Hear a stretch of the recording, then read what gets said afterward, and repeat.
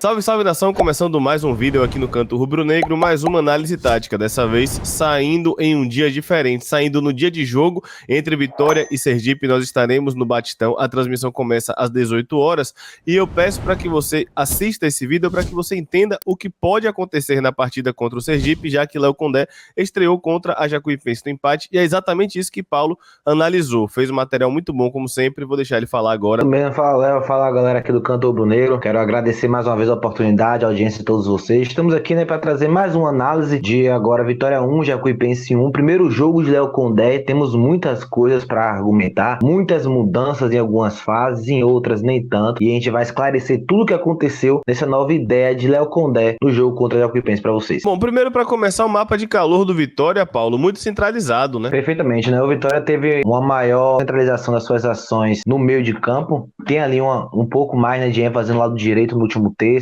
Na esquerda também ali nos 3/4, né? Que é aquela região que antecede o último terço, né? Mostra que o Vitória teve uma presença ali no campo adversário muito boa, diga-se de passagem, de Léo Gomes e Rodrigo Andrade, à frente da linha de zaga ali, um pouco atrás do meio de campo, mas há também, né, uma presença pela esquerda, onde ele teve ali muita presença do Thiago Lopes, que, embora tenha errado muito, participou muito também. Claro que isso não valeu de nada, que ele errou quase tudo. Na direita, com Raylan e GG abrindo aquele espaço pro corredor do lateral. Aqui a gente vai ter também posse de bola. Zeca e Camutanga foram os que mais tiveram a posse de bola no Vitória, né? Zeca ter a posse de bola é um ponto positivo. Camutanga e Dankler já não acho tanto, né? Com certeza, eu não gosto quando o top 4 de posse de bola de um time são os zagueiros e os laterais, como é o caso do Vitória aqui, né? Embora Zeca tenha tido uma maior postagem de posse de bola, pra mim, já adianto que foi o melhor em campo, na minha opinião. Acho que Léo Gamalho no primeiro tempo já havia sido o melhor em campo, né? Embora eu tenha dito que era Rodrigo Andrade e o Zeca, mas por todo o contexto, os dois tempos, o Zeca fez uma partida fenomenal. E eu gosto quando nesse top 4 tem pelo menos um volante, tem um meia de armação, né? Nesse top 6 e 5 tem ali um atacante, coisa que a gente não conseguia encontrar. Ponto positivo fica com o Zeca, né? Que é muito participativo, ajuda demais na fase inicial de construção, até se aproximando um pouco mais do meio de campo. Passes, Camutanga foi quem mais acertou passes e quem menos errou. Nesse jogo, quem mais errou passes foi Rodrigo Andrade, né, Paulo? Perfeito, né? Também um dos que mais participou. Aqui, Rodrigo Andrade até releva um pouco esses passes errados, porque zagueiro, acho que é a posição que é obrigação você ter no mínimo 85% a 90% de passe certo por jogo, porque a maioria dos passes de zagueiro são de lado, ou para um volante que está à sua frente. Dificilmente, são poucos momentos que o zagueiro faz um passe de ruptura, um passe longo. Então, em tese, passe de zagueiro é mais lateral e tal,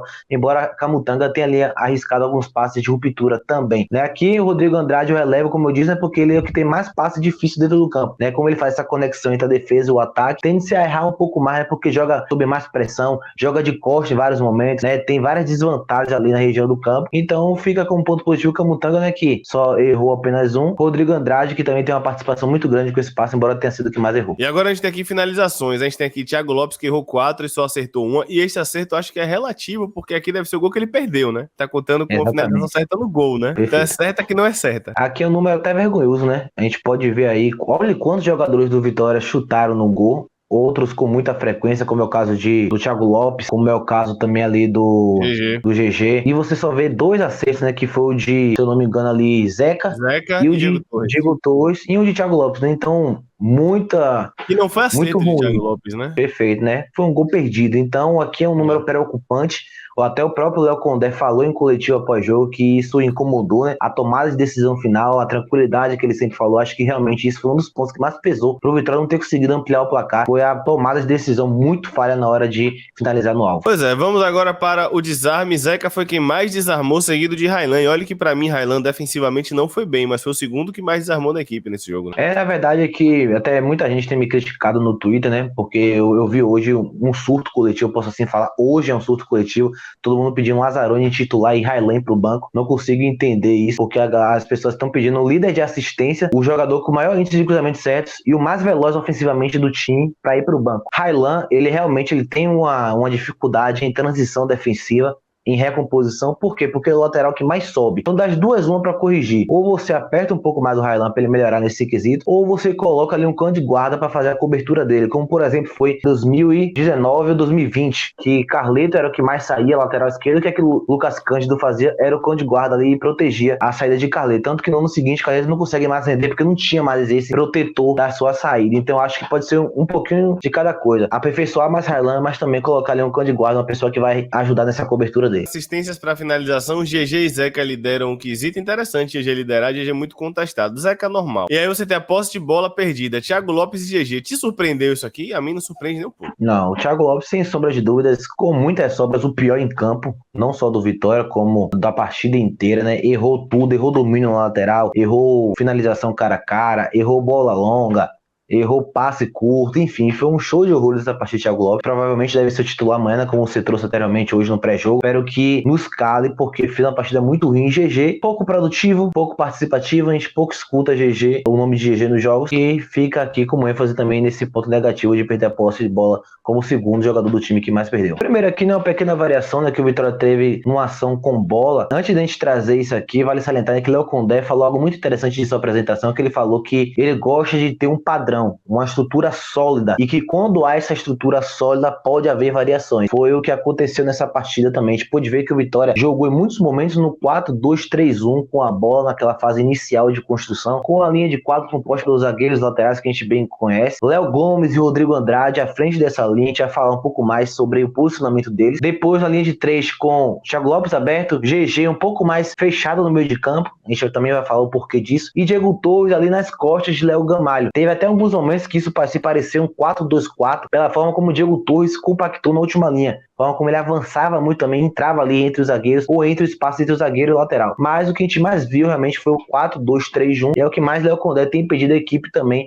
na fase inicial de construção. Isso aqui, como eu disse, né, a estrutura sólida que Léo Condé fala é o 4-2-3-1, a priori. Vamos ver como vai ser amanhã, se vai ter essa manutenção. Depois já vi variações pro 3-2-4-1, que a gente também já jogou na temporada, ou 3-2-5 também, como é esse caso aqui. Neste momento, a linha de 4, ela é desfeita, fica somente Zeca, Camutanga e Duncan fazendo uma saída de 3, os mesmos dois volantes por dentro. Então antes era 4 mais 2, agora é 3 mais 2. Rodrigo Andrade e Léo Gomes continuam fazendo essa saída. O que muda aqui é que Raylan neste momento tem mais liberdade para atacar o corredor lateral, porque GG fecha por dentro e abre espaço para que Raylan possa fazer essa ultrapassagem. Coisa que a gente fez no ano todo, né, inclusive. Perfeito, até coisa que a gente falou aqui na live, né, com o Léo Condé, que tese um lateral pode baixar para a primeira linha para dar liberdade para o outro. Foi justamente o que aconteceu, tá acontecendo no time do Léo Condé. Zeca em muitos momentos baixa na primeira linha para Raylan poder sair do lado direito. Aqui é a variação na saída de bola com o Andrade vindo buscar o jogo, né? Perfeito, aqui uma outra variação que eu vi bastante, é que eu já quero entrar no posicionamento de Andrade e também do Léo Gomes. Outra coisa que a gente acertou, Léo, tinha até esquecido de falar, a gente disse na live, estudando os filmes de Léo Condé, que um dos jogadores mais importantes do time dele era o segundo volante. É responsável por baixar muitos momentos na primeira linha para avançar o lateral, mas também ataca a profundidade. Dito certo, esse lance é o Rodrigo Andrade na primeira linha, e o gol do Vitória surge de um lance onde o Rodrigo Andrade ataca a profundidade, recebe o passe de Diego Torres, e aí Andrade pisa para GG faz o cruzamento, o Léo Gamalho escolhe e o próprio Diego Torres faz a finalização. A gente vai ver aqui também esse lance. Então, mais um acerto que a gente teve, né, desse trabalho do Léo Condé. A variação com o Andrade baixando pela esquerda, falando do posicionamento dele. Andrade tem essa responsabilidade agora de aparecer na primeira linha, de aparecer por dentro, de aparecer na frente, mas também o Léo Gomes não é mais o Léo Gomes que a gente costumava ver nos outros jogos. Agora a gente já vê um Léo Gomes que joga um pouco mais avançado no meio de campo. Em alguns momentos joga de costas para receber esse passe ali no entre linhas. Então, é um Léo Gomes mais avançado, que me preocupa, né, por adaptação, se ele não conseguir pegar esse time com a rapidez necessária, né, já que ele é acostumado a jogar na primeira linha, naquela fase inicial de construção, e agora ele tem momentos que ele sai até bem mais do que o Rodrigo Andrade, como é este caso aí. Aqui, né, uma outra dinâmica que a gente pode ver, né, Andrade jogando sempre ali também,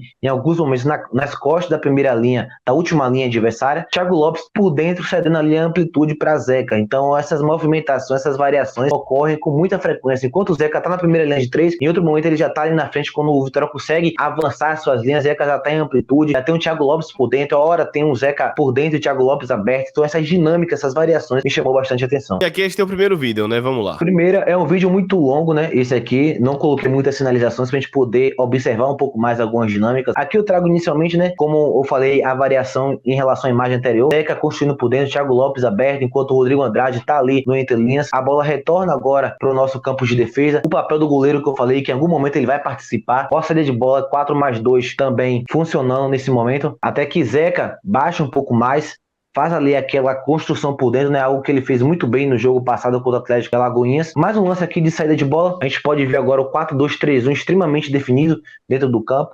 onde a gente pode ver o Vitória buscando a valorização da posse de bola, buscando ali trazer uma saída de bola um pouco mais trabalhada de pé em pé. Eu acho que no primeiro tempo o Vitória fez um jogo interessante no primeiro tempo. Faltou pra mim uma agressividade maior. Eu concordo com o Léo quando ele fala que a gente chegou no último terço e errou ali. O lance que era pra cruzar, tocou. O lance que era pra chutar, fez um cruzamento. Enfim, teve realmente isso, mas eu senti ainda que faltou um pouco mais de agressividade pro Vitória chegar com mais propriedade nesse último terço. Em relação à fase inicial de construção, o Vitória foi impecável. Os zagueiros, Duncan errou ali algumas saídas, mas no mais o Vitória conseguia sair, conseguia achar a bola em Andrade, conseguia achar a bola em Léo Gomes ali, como a gente tá vendo aqui. Como Andrade acha Léo Gomes agora inicia essa transição ofensiva por dentro, coisa que ele raramente fazia. Abre a bola em Thiago Lopes aberto, e aí ele gera essa finalização pra fora. Então a gente pode ver que é uma Vitória que tem algumas ideias interessantes, porém falta ainda uma execução dessas ideias com mais notoriedade. Ideia boa, vai o time comum tá cheio, né? O que falta realmente é a execução. Se a gente pegar vários times aqui da Série B do Campeonato Brasileiro, a gente vai ver com ideias de Pep Guardiola.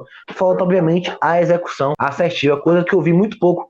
Faltou muita criatividade ofensiva, muita definição de jogadas. Embora, como eu disse, a gente tenha tido uma construção, uma fase inicial de construção muito boa no primeiro tempo. No segundo tempo a gente já vê, né, o que foi que aconteceu para que o Vitória não conseguisse permanecer com vantagem no placar. Que mais uma vez o 3-2-4-1, a variação agora, né, com o Léo Gamalho sempre ali entre os zagueiros, flutuando bastante, tendo essa possibilidade ali de sair da área, de aparecer um pouco mais, embora eu acho que isso dá indícios de que a bola não tá chegando nele como deveria, então por isso que ele tá se movimentando tanto também. Aqui agora, mais uma vez, a gente chega ali ao último terço com uma certa propriedade, mas depois ele não consegue gerar uma progressão, né? Não consegue definir muito bem a jogada, acaba sendo interceptado. O Vitória que no primeiro tempo não sofreu, a gente não pode falar que o Vitória sofreu nessa partida, sem ser o gol sofrido, o Vitória não teve mais nada, né? Não sofreu mais nada, porém ainda peca em alguns pontos. Aqui a gente tem o 4-4-2 sem bola padrão, né? Padrão, aqui eu só enfatizo, né, a aproximação do corredor, quando a bola chega no corredor lateral direito, as linhas fazem um balanço e pressionam um pouco aquele lado, se eles voltam a bola pro corredor lateral esquerdo, acontece a mesma coisa, o 4-4-2 que se mantém. Marcação por zona, né? Pressão Exatamente. Na bola e de acordo com o espaço. Inclusive, isso tem relação com o gol que a gente sofre, né? Mas vamos lá, aqui é o gol do Vitória, vamos nessa. Perfeito, né? Um gol que, pra mim, teve uma participação muito inteligente do meia Diego Torres, que aproveita o erro do adversário agora no início da jogada, né? Na origem da jogada, depois assa GG. GG vê que não tem possibilidade de progressão ofensiva, retorna o passe para Diego Torres, né, faz essa temporização e faz o passe de retorno para Diego Torres. E agora aqui que para mim entra a genialidade, né? Se eu posso assim dizer, claro que Diego Torres não é um gênio, mas ele tinha uma opção muito fácil de Léo Gamalho por dentro, livre, e ele opta em fazer uma bola longa para o Rodrigo Andrade. Acho que é esse momento que o meia de qualidade faz diferença. Não faz o simples, busca fazer algo inédito, e foi assim que o Vitória chega ao último terço e o cruzamento de GG, Léo Gamalho consegue escorar para Diego Torres. Então isso me chamou a atenção, como ele recupera a bola ali no meio de campo, aciona GG, a bola retorna para ele tem a opção de Léo Gamalho, mas observa Andrade atacando a profundidade e faz o passe logo em seguida. Aqui já é no segundo tempo, né? Aqui já é no segundo tempo, eu faço questão também de mostrar um pouco como o lado direito do Vitória é muito importante para a construção ofensiva do time. Léo e Rodrigo Andrade sempre jogando nesse momento agora nas costas da última linha adversária. A gente pode ver que o Vitória busca muito ali as suas ações pelas laterais do campo, sobretudo pelo lado direito com o Raylan, que a gente vai ver que daqui a pouquinho agora vai ter 2 lances em seguida onde o Raylan é acionado até com certa liberdade para executar cruzamentos, para gerar ali situações ofensivas. Eu acho até que o Vitória realmente fica em muitos momentos um pouco previsível por utilizar muito o lado direito, utilizar muito ali as situações de Raylan, buscando ali Raylan para gerar cruzamentos, para atacar a profundidade, para chegar ao último terço com propriedade. Eu acho que falta um pouco mais de jogada trabalhada, um pouco mais de jogada de pé em pé, para que a gente possa ali, né, gerar situações melhores. Mas a verdade é que o Vitória, né, busca, na maioria das vezes, em suas ações ofensivas, utilizar o lado direito do campo, utilizar, como a gente está vendo aqui mais uma vez, o lateral Raylan para ali em jogadas de 1 contra 1 ou de linha de fundo, conseguir executar cruzamentos e com isso a gente gerar situações ofensivas. Aqui a gente já falou, né, sobre o Vitória no bloco médio-alto no 4-4-2, também com aproximação no corredor, Paulo destacou muito bem. E você que está assistindo, deixa o like, aqui é a pressão na linha alta que acontece desde o primeiro jogo do ano, né? Exatamente, se mantém aqui também. Acho que na fase defensiva, acho que a única coisa que mudou é que nesse jogo, especificamente nesse jogo, não sei como vai ser na sequência, o Vitória melhorou um pouco mais sua transição defensiva. E o Vitória de João Bosco sofria muito com a transição defensiva. Nesse jogo aqui, a Jacuipense, que é uma equipe muito forte e veloz na transição, não teve tanta facilidade assim, chegou quase momentos lance nenhum com situações de transição. Então teve essa evolução, mas no mais, organização 4-4-2 e pressão com linhas altas se mantém. E aqui você fala que o Vitória começa a baixar os blocos no corredor no segundo tempo, né? Exatamente. Aqui o Vitória começa, né, a baixar um pouco as suas linhas. Nesse momento aqui, um bloco médio caminhando para o baixo. E aqui a gente vai ver que esse foi o ponto-chave, talvez, né, da gente ter sofrido o gol, além da lambança que a gente vai ver daqui a pouco que acontece no gol do Vitória, sofrido que não pode acontecer mais. Como a gente tá vendo aqui nessa imagem também, olha como o Vitória, no primeiro tempo, dava pra ver o 4-4-2 em bloco alto em alguns momentos, pressionando o corredor. No segundo tempo já foi um pouco mais bloco médio, depois bloco baixo total, foi quando as linhas começaram a recuar de uma forma exponencial e a gente acabou atraindo. Jacoba, né? Esse gol aqui é um gol muito curioso, né? Nesse primeiro momento eu mostro como os jogadores estão atentos à jogada. Na primeira bola,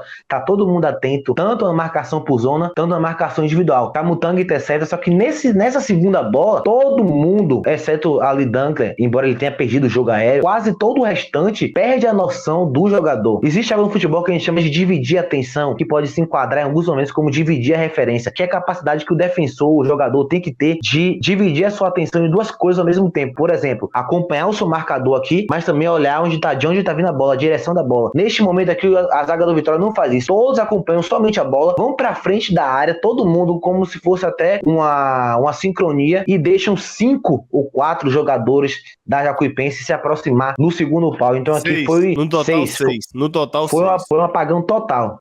Todo mundo esqueceu os marcadores, acompanhou só a direção da bola, e quando a bola veio, tinha um 6-1 Dunkler, embora que Dunkler tenha culpa, sim. A galera reclamou muito de Dunkler, mas Dunkler é o único que vai na bola. Exatamente. E o marcador não era nem o dele. Eu não tô falando que Dunkler foi bem no jogo, não. Pra mim, Dunkler não foi bem no jogo. Mas as análises são pra gente ver isso também. O marcador não é nem dele. Onde ele tá? O marcador não é nem dele. Ele é o único que vai na bola. Ele foi o único que não perdeu a noção, né? Tanto do posicionamento do adversário e da bola. O restante, Camutanga, Léo Gomes, Railan, todo mundo foi pra frente e acompanhou só a bola. Esqueceu que tinha uma tropa chegando atrás. Lamentável esse gol que não concordo com o Léo Condé quando ele fala que não se pode tomar um gol vergonhoso, vexatório. É isso, galera. Chegamos ao fim de mais uma análise. Paulo, deixe seu recado final e seu Pix vai estar passando aí, como sempre, né? Na parte de baixo aí. Valeu, Léo. Muito obrigado. Pra quem quiser acompanhar também, né? Um pouco mais de análise do Vitória, alguns números, né? Eu postei no Instagram alguns números de Camutanga e Dunkler nessa temporada do Vitória. Sigam lá no SV Análise, tá logo aqui embaixo. Vocês vão poder acompanhar lá no Instagram tudo sobre o Vitória. Se quiser aprender um pouco mais sobre o futebol, Paulo Ponto Analista também no Instagram. E no Twitter eu tô lá como torcedor e um pouquinho como analista também, no Paulo Robert 1899. Se você puder, claro, também deixa um pix aqui, um valor, vai ajudar bastante trabalho. É isso, galera. É isso, galera. Tamo junto. Valeu, é nóis. Um abraço. Valeu, Paulo. Obrigado mais uma vez. Excelente trabalho, como sempre.